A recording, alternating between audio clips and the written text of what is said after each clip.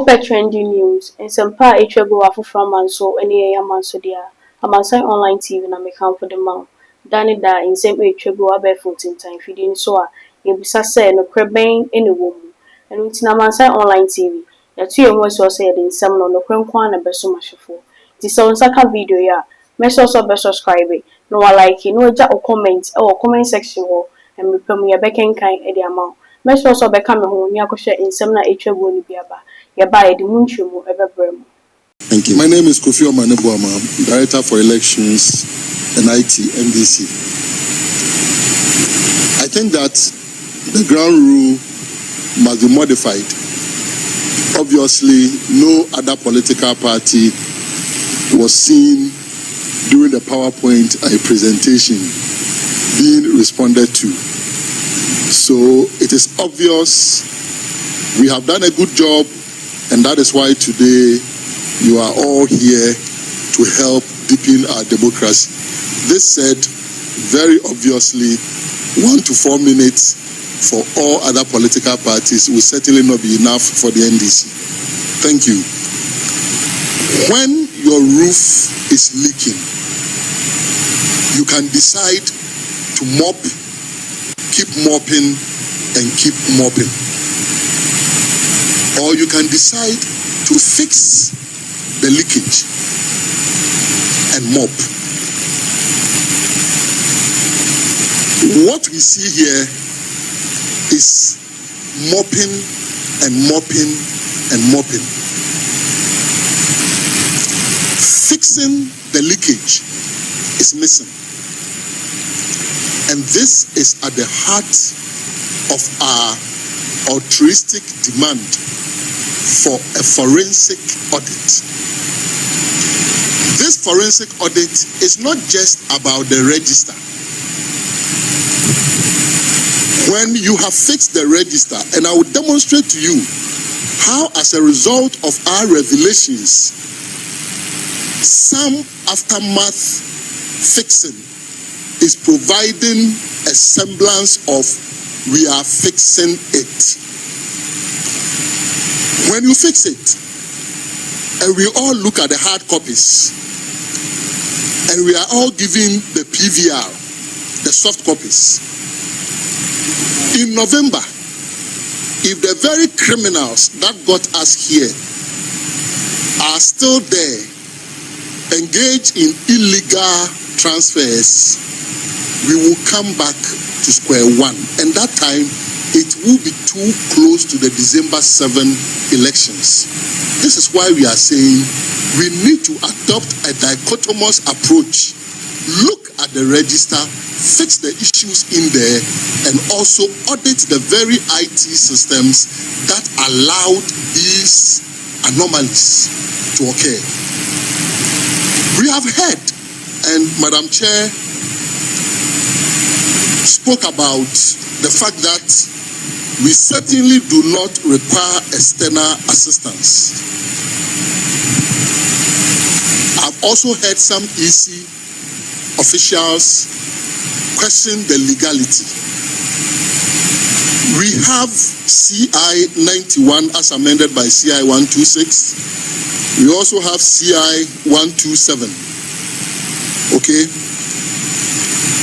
A suggestion is being made that on December 7, we are likely to see missing voters list at the polling stations. Is that not the case? Is that not what we've been told here?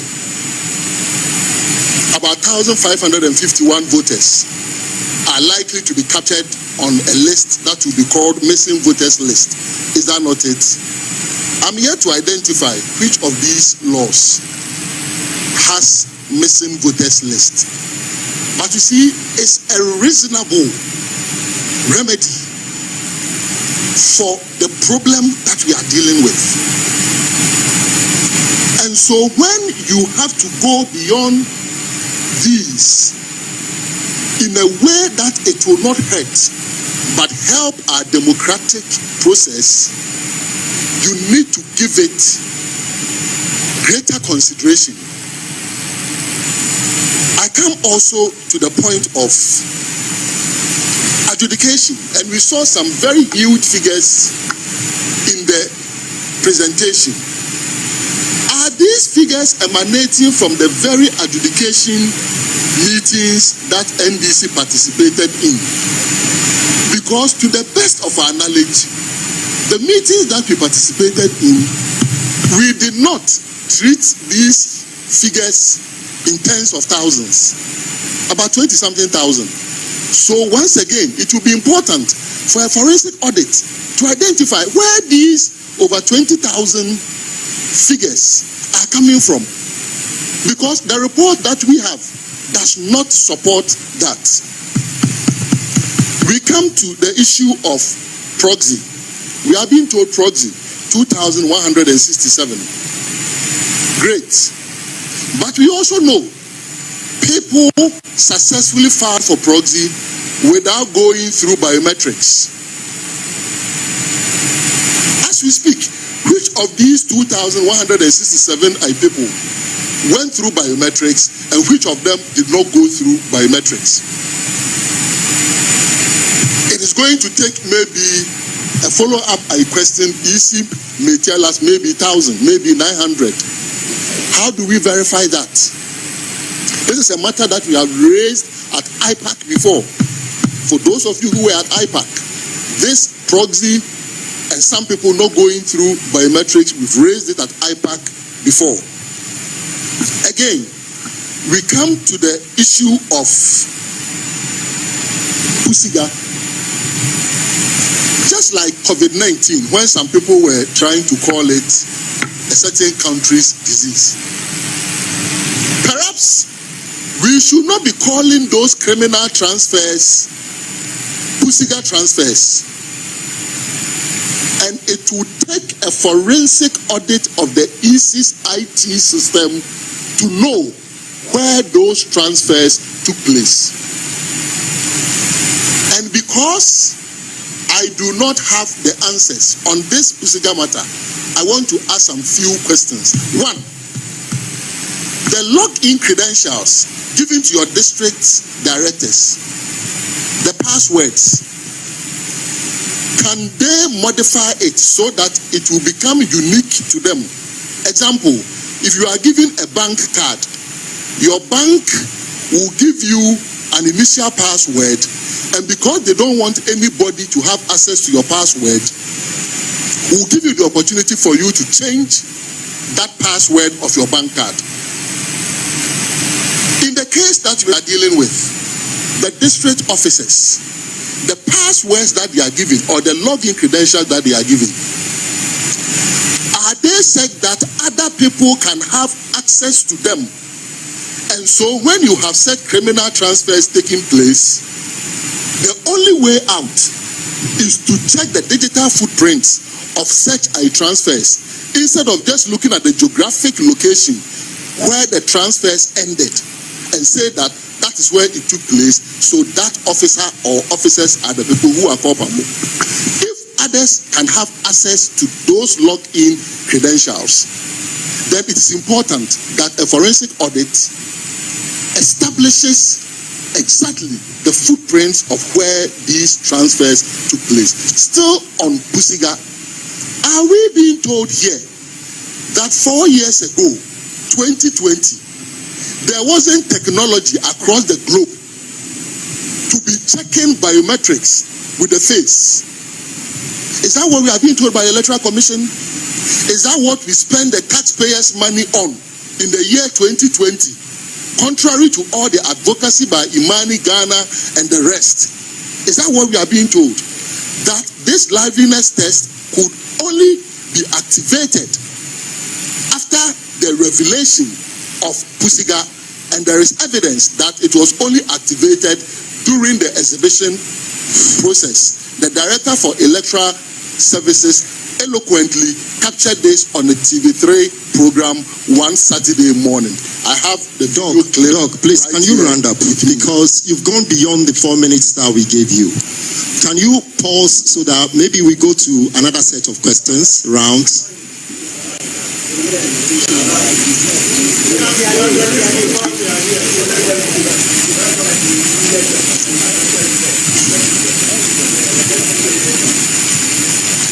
Again, I've heard the word assurance, reassure, many times. When assurance is given, the assurance is treated with value judgment, and that value judgment is hinged on reliability and credibility. We have had palpable experience on different occasions with the Electoral Commission that obviously demonstrate that we must rebuild that trust in order for us to accept assurances. And the evidence is obvious. Basic arithmetic errors during limited voter registration exercise. Basic.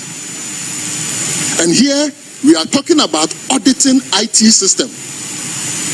These same IT people were those who were using CorelDRAW to be working arithmetic.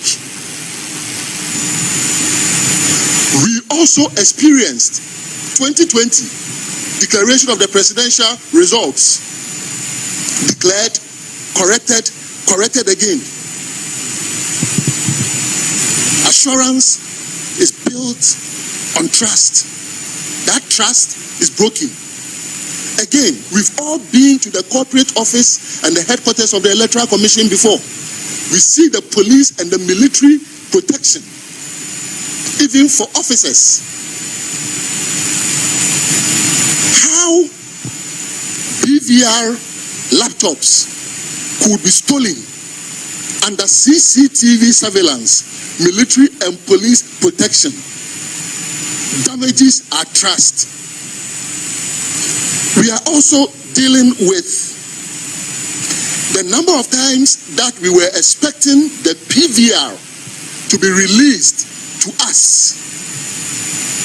A letter written, and we were glad to have received it from the Electoral Commission in July, all the way through July, up to August.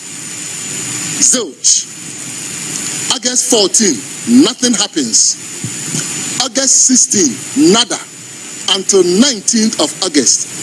Those series of assurances, expectations that were broken, hurt and damage our trust.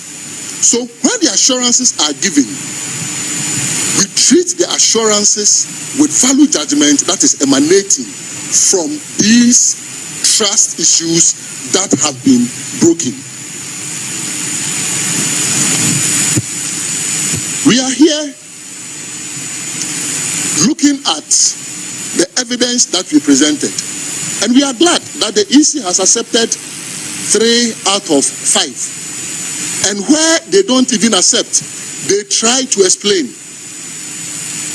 And that is one of the reasons it is not strategic to provide the Electoral Commission with a full gamut of what we have. And I will explain. And Esofori, the day at the EC corporate office, why were we not told that Esofori had effected a transfer and all the details that we are being given? It is possible all these are true. I do not doubt them. Hear me clearly. It is possible. But you see, when you provide political parties with the provisional voters register, you expect our analysis to be based on the data that we have been given.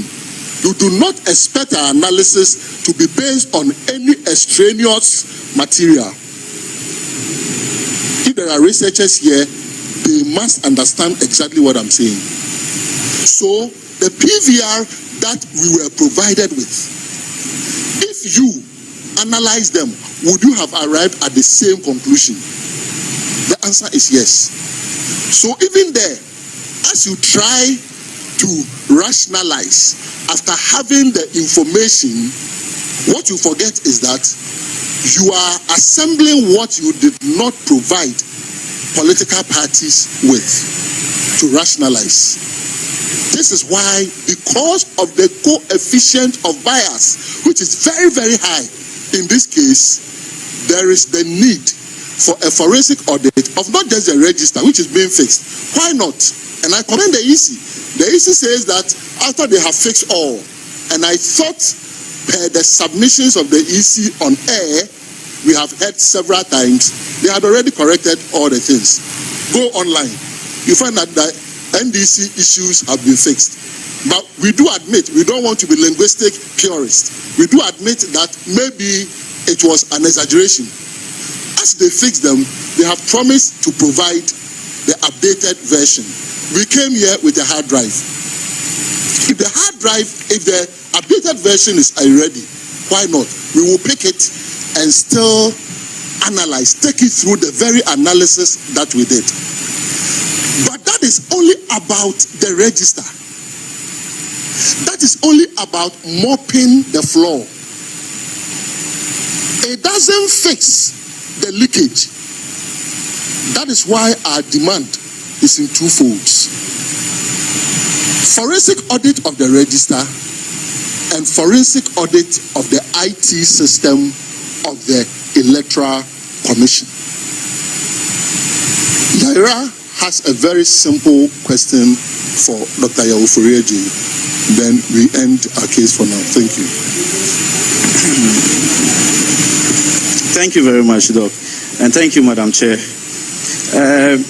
First, Dr. Ofori, you made mention about the ABIS, that is Automated Biometric Identification System. Initially here, you said that it is only when it detects double registration that it moves to adjudication, if I'm correct. Unfortunately, you came back to say that now all ABIS moves adjudication, all double registration moves to adjudication. So I think that is the correct one that you just said lately. Now, in terms of the transfers, when you talk about the liveliness detection, from what you said, it was detected during the the exhibition exercise when we alerted it about based on the procedural issues.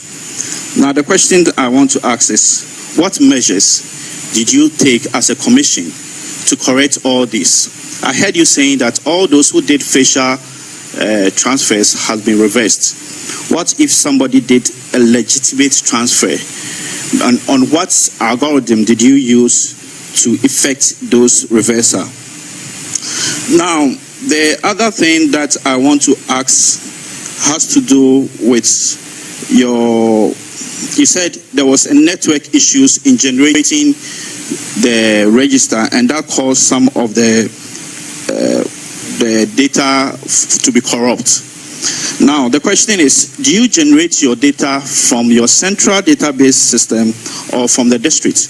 Because what I know is that your liveliness system, in terms of the online registration, when you click on it, it hits your central system to detect whether somebody is doing multiple registration or not. Now, as you stated clearly, in data migration or transfer, there is no way a data can be altered. The likelihood of what will happen is a missing of data. Now, we have a situation whereby a voter's ID number is being given to a different person. If you have your system here, I think that one I can give it to you for us to check correctly. Then there's another way where the data is being given to, when you search, the person's data is not in at all. You have to just go through by searching using the person's name. So those are the few questions I'll ask now. Once you ask, there will be a follow-up question. Ahyɛfoɔ nsɛm ni bi ne yakɔhyɛ aba no. Nyame di dwumadi ho kyerɛ me. Yɛfrɛ me Efiasewa Makram.